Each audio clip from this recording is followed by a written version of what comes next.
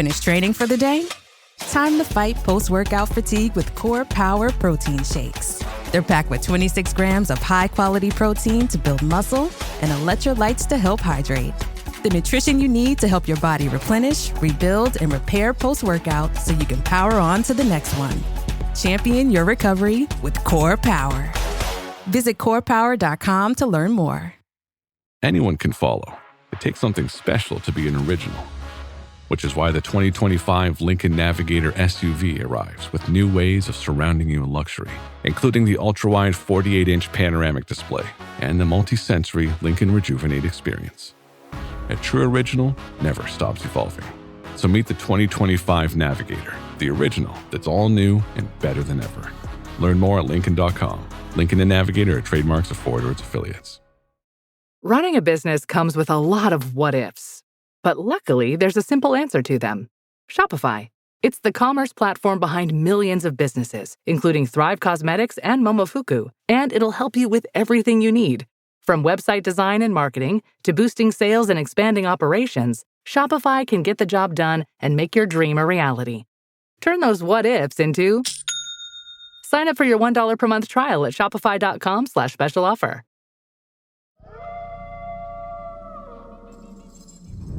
Many years ago, not long before Halloween, Rory Uphold was in one of the spookiest places on the planet, Los Angeles. More specifically, she was on the Universal Studios production lot for Halloween Horror Nights, a scary event held every year. Basically, it's a massive park of themed haunted houses where part-time actors hide behind corners doing jump scares. They hold fake chainsaws. They terrorize you as you try to escape. It's extra scary because it is held on a Hollywood lot, so the special effects are pretty excellent. Rory is a person who despises jump scares. She does not want to be inside a haunted house ever. But she's here at Hollywood Horror Nights, frozen in a room that is medically themed. There's this figure on a gurney, and I know at any point, like some crazy mad scientist, doctor, whatever, demonic nurse is gonna jump out at me. And lo and behold, the figure on the gurney springs up and I scream. I mean, they must have heard me in Vegas. And part of me thought, okay, I know that that's going to happen every, 5 minutes, 2 minutes. Why don't I just stay in this room? I'm good. Like I've lived through this horror. I know what the frights are in this room. I'll just stay in here. As Rory waits for the body on the gurney to pop up and scream again, she thinks, this is not a good night. Then she has another revelation, that the scariest thing about the evening might be the guy who convinced her to meet him here. This man isn't coming to get me. He isn't holding my hand. And I am now forced to walk through this park by myself. And very quickly I started to realize, like, oh, the real monster is my date. Like, the real monster is my date. From the Boston Globe, this is Love Letters. I'm Meredith Goldstein.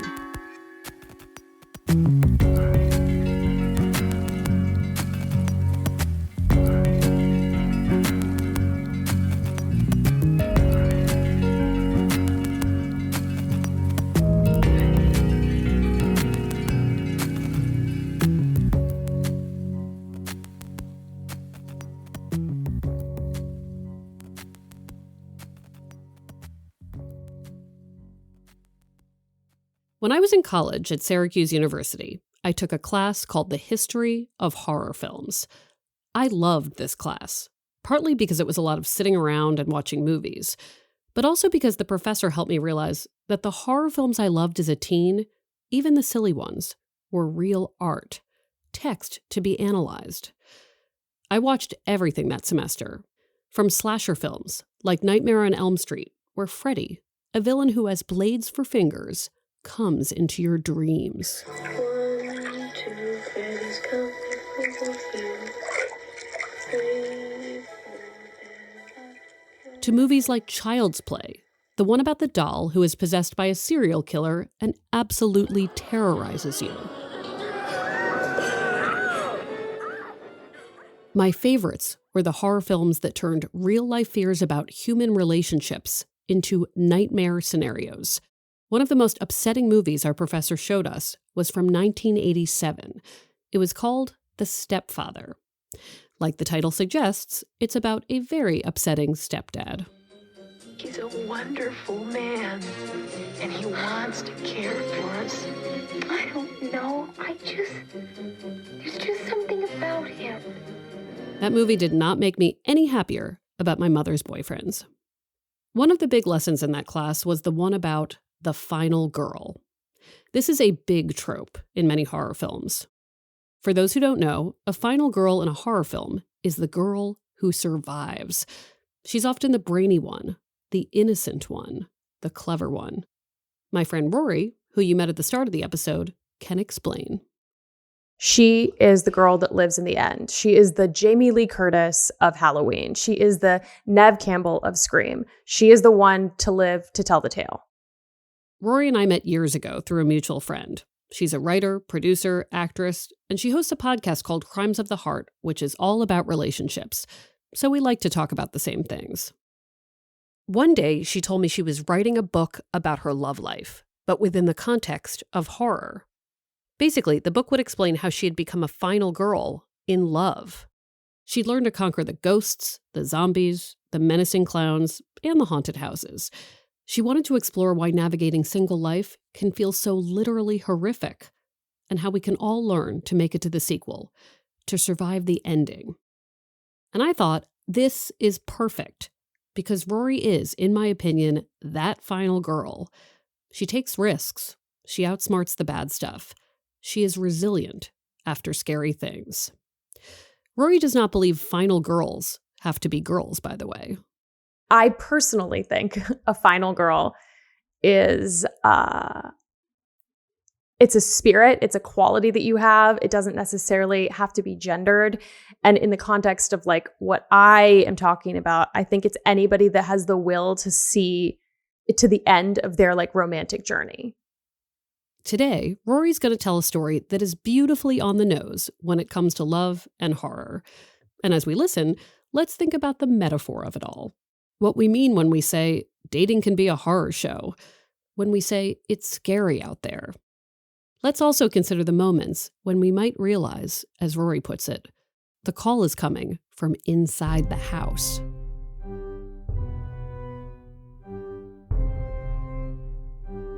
So, we begin our tale. Rory is living in LA, where she was born and raised. She's in her early 30s at this point, and she's been dating a lot. So much dating, and so much of the same experience over and over. She's experiencing dating fatigue and a strong desire to just rest for a bit, to find a way to be coupled, even if it's not forever. In short, she just wants a boyfriend. This is when she meets a guy she calls Chad.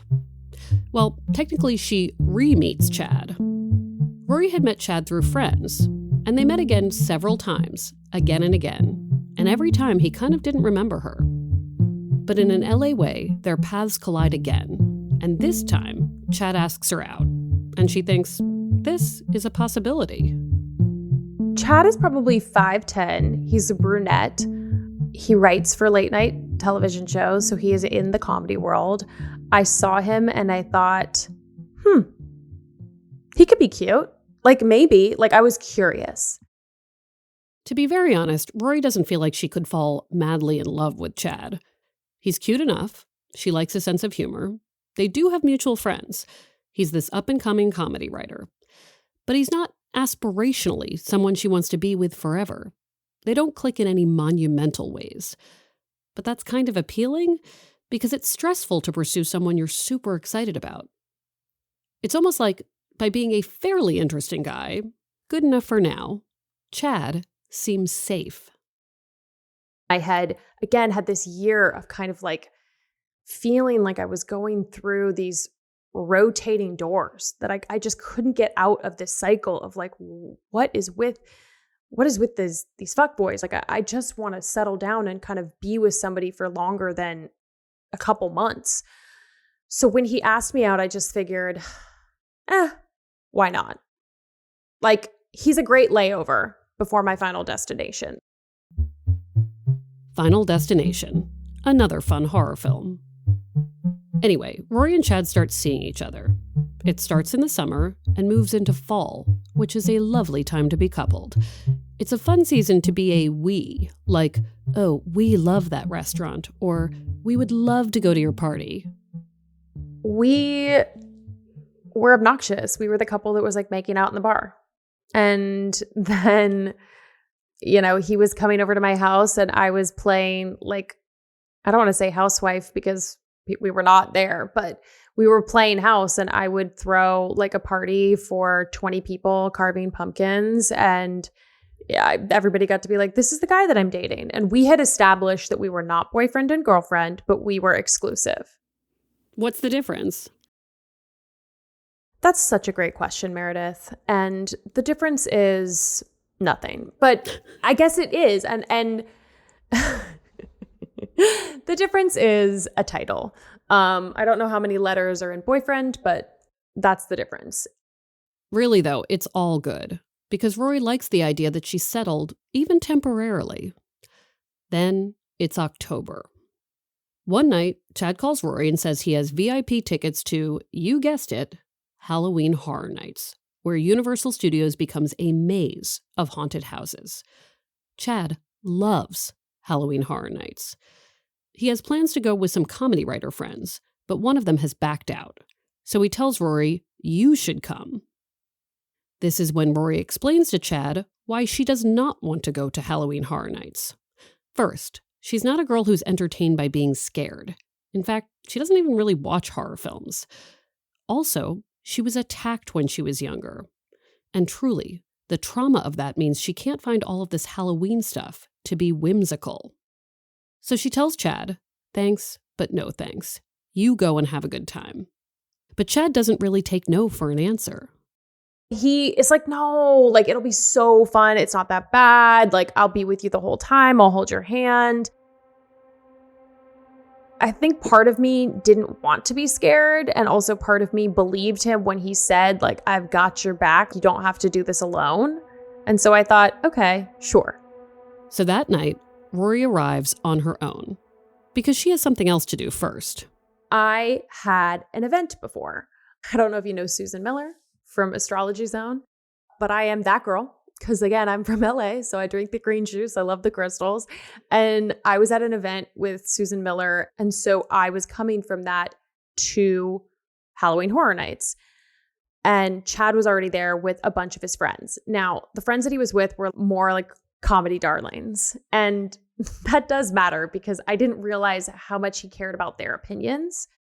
So Rory gets there and they go back and forth about where Chad is. He's already inside. He's like, come find me. And that's not quite what she was expecting. He had been offering to meet her at the entrance and hold her hand. And now he's basically telling her, walk through this place you hate, alone, until you catch up with the group. And Rory's like, okay, I guess. I get in and I realize, oh no, I am immediately aware of the fact that I am in over my head. It is so dark in the park, I can't even read the map. I'm terrified. I am now by myself. This is exactly what Rory did not want, to be alone in a place that upsets her.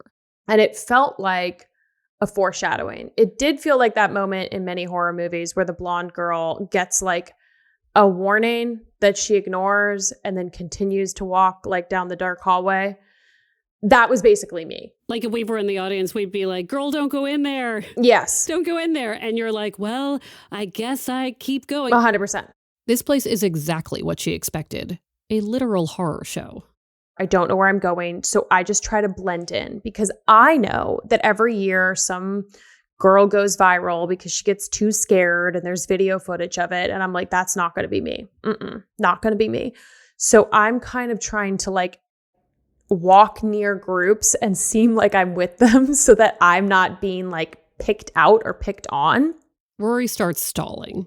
She goes to the bathroom. Then she gets a drink. I kind of feel like the more alcohol, the better in this situation, just anything to kind of subdue myself. Is that healthy? No. But I feel like if you've been listening to this story, you already know that I've missed several warning signs. Healthy is not really the phase of life I'm in. Anyway, I get a phone call from him as I'm like getting my drink, and he's like, "Where are you?" Like, I'm by this ride. And he's like, "I don't know where that is." And like, "We're all waiting for you. Get over here. What are you doing?" He's like barking at me. And I'm like, wait, this is rude. Rory asks Chad, "Can you come find me?" But he says he's at a part of the park with flames coming out of a big metal thing. A huge special effect he figures she won't be able to miss. He's like, "Come find it." So she takes her drink and does. So I take that beer and I march myself into the center of this park. And at one point, 3 little monsters, 3 little like demonic rag dolls approach me. And I swear I made eye contact with one of them. And they just must have sensed it in my soul that they were like, "Oh, not today, not this girl, not this time. Like, this is not the one." And they walked away. And I will tell you that gave me a little boost of confidence. Eventually, she finds Chad, but it's not the happy reunion she hoped it would be. He's more worried about his trendy comedy writer friends than Rory.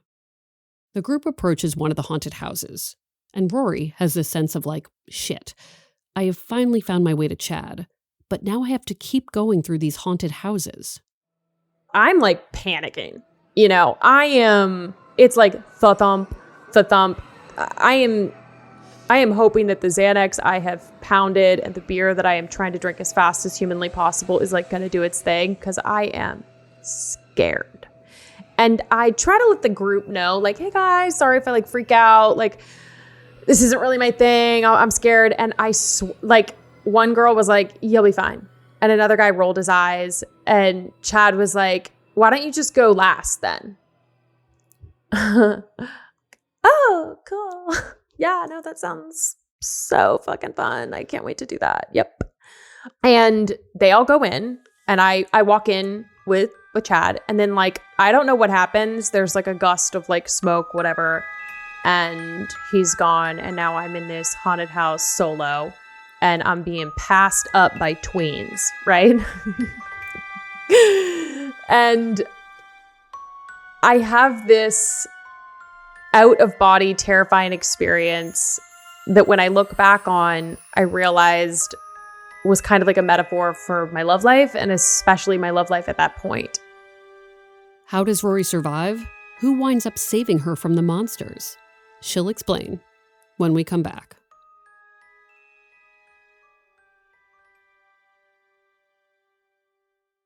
You may have heard of HelloFresh. They send chef-crafted recipes and fresh ingredients right to your door. But this summer, they've leveled up in a big way.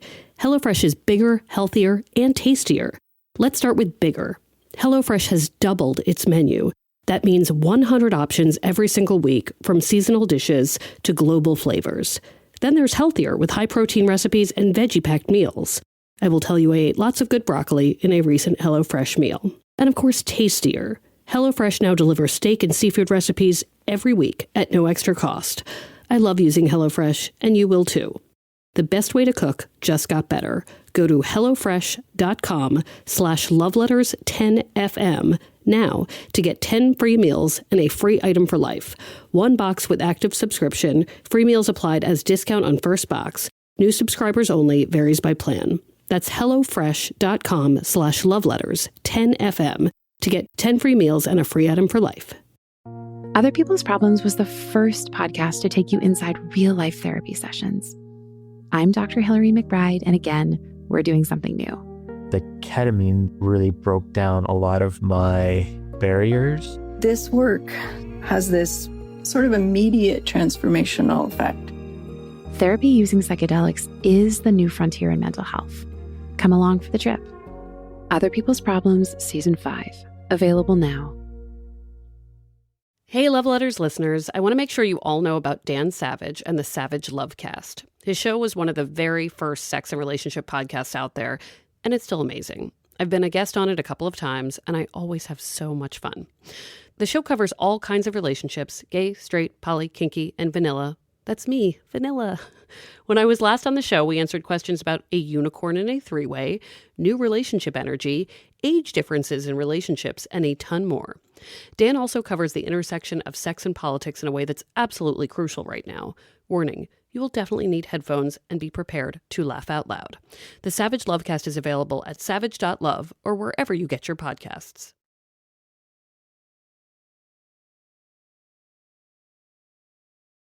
We're back. So to catch up, it's years ago. My friend Rory's in a relationship with Chad, who she's currently with at a haunted house in LA. And this is about the time in a horror movie where you get the main character's backstory. So let me fill you in a little. Rory has experienced a special kind of nightmare of a home life. She has really wonderful, loving parents. And those devoted parents are also wonderful and loving to each other. My parents are still married. On my parents' 25th wedding anniversary, my dad surprised my mom by flying in her whole family, got down on one knee and re-proposed with a ring that was twice the size and asked her for another 25 years of marriage. That was my normal. So I thought that that was what love was. I thought that was really like what was out there, because I lived with this kind of fairy tale relationship in my home life. And then I would watch movies and rom-coms that sort of echoed that same behavior. So then I went out into the world and got my ass handed to me, because that was not what dating was like.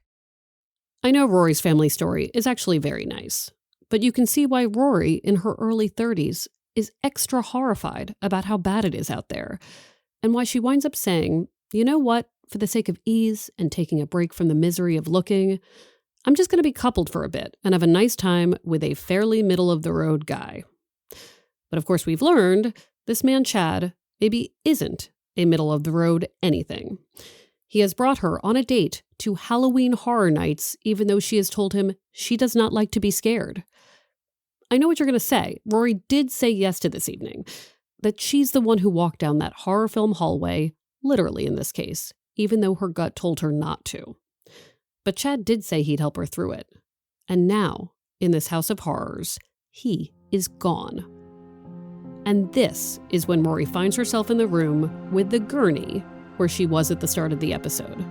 She's basically frozen in this room, waiting for the body on the gurney to pop up every few minutes and scream, because at least that's a jump scare Rory can expect. She's standing there. She's miserable. She is alone. She is contemplating her choices. She would like to not be here anymore. Not here, not with Chad, not in this narrative.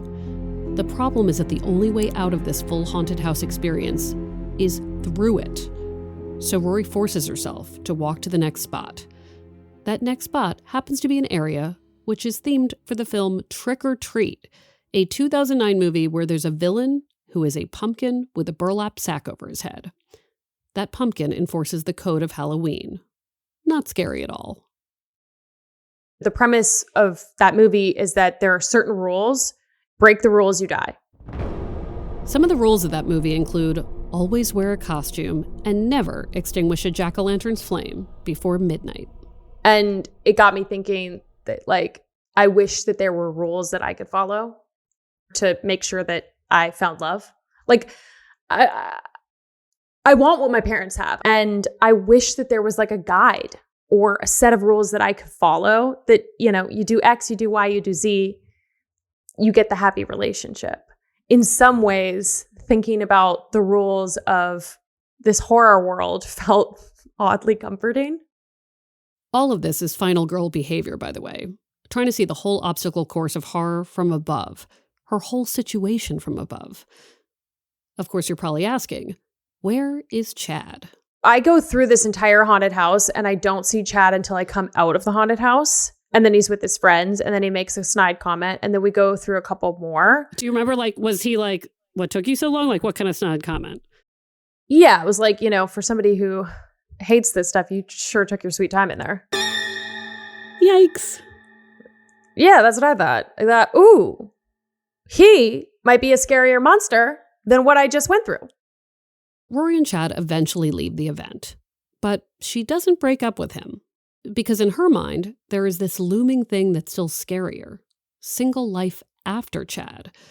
For Rory, The Devil You Know seems less scary than a dating app. Who ended it?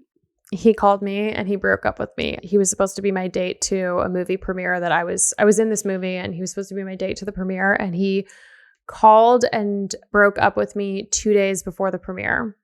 And I'll never forget what he said. He was like, "It doesn't feel like you want to date me. It feels like you just want to date someone." And I was pissed because of the timing, grateful in hindsight, but I was upset because he managed to read me. Chad was very much right.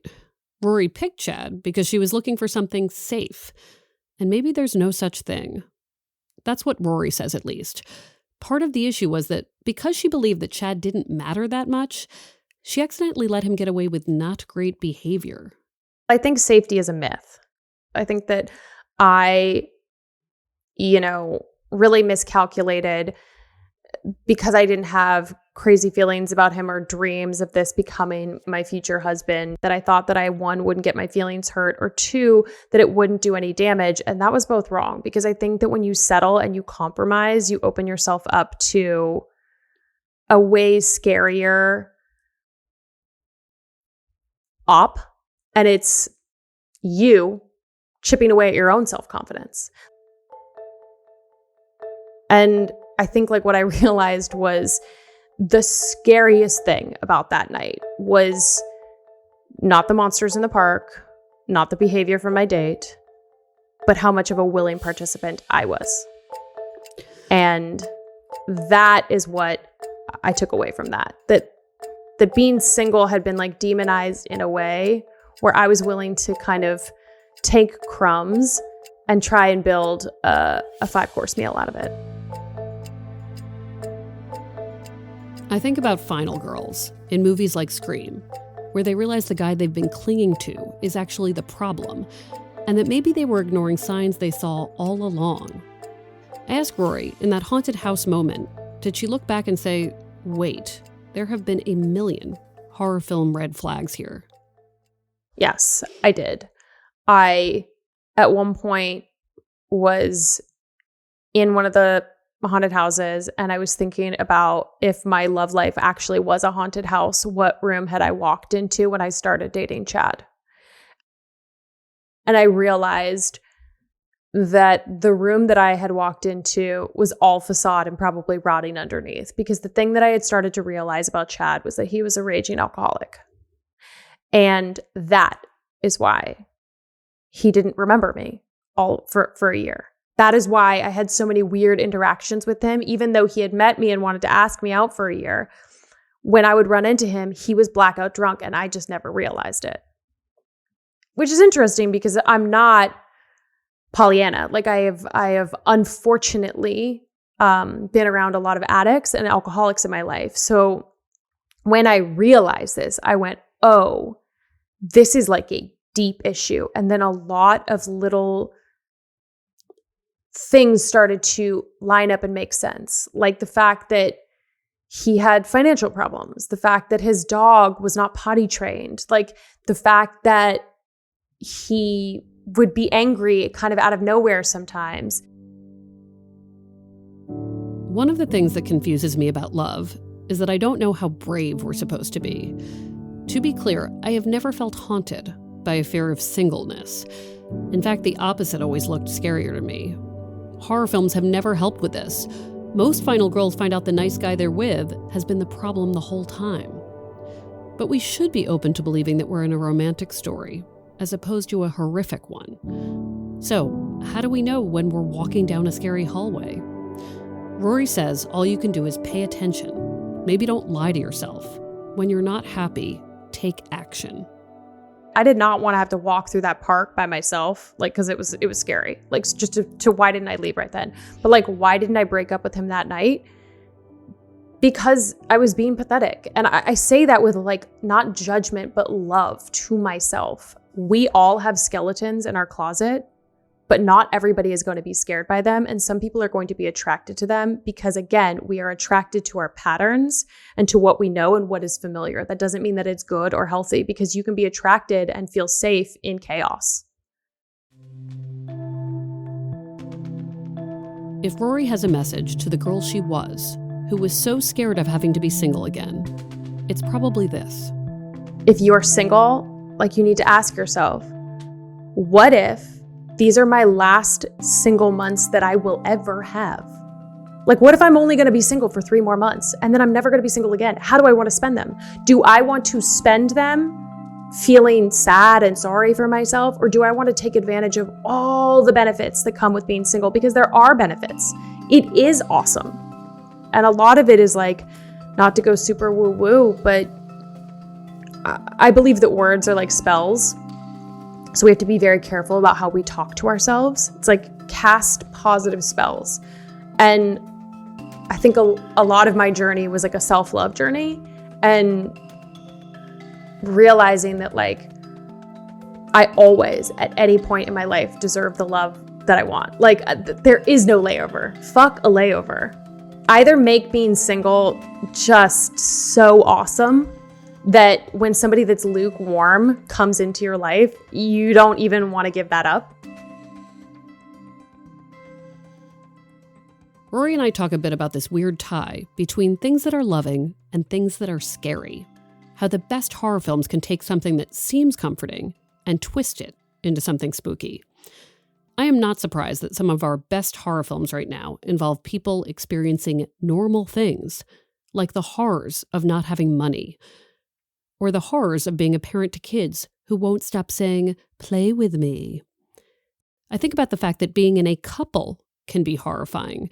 Consider the summer movie Together, which was about a couple that fuses to each other to become one person. I think as a society, we don't really want to talk about the shadow side of a lot of things. And yet, if you're honest about them and you bring them into the light, it's like there is a reason why, like, evil can't grow in the light. Evil grows in the dark. And so I think, like, the more we talk about some of these unsavory or like depressing sides of love and life, the better off we're going to be. Rory Uphold's podcast is called Crimes of the Heart. Her book, a collection of stories and lessons about the horrors of relationships, is called A Final Girl's Guide to the Horrors of Dating. Find it anywhere. Love Letters is a production of the Boston Globe. Our producer is Christina Hanatu. Our executive producer is Kristen Nelson. Story edit, mixing, and mastering by Jasmine Aguilera. Sound design by Christina Hanatu. Special thanks to Nancy Barnes and Linda Henry. Our music is from APM.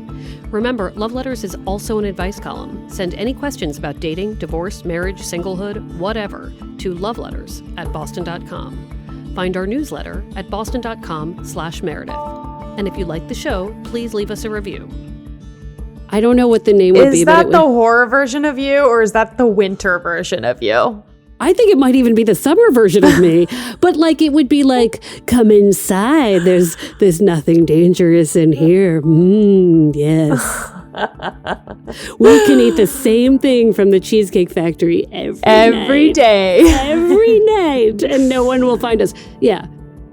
I'm Meredith Goldstein. Thanks for listening.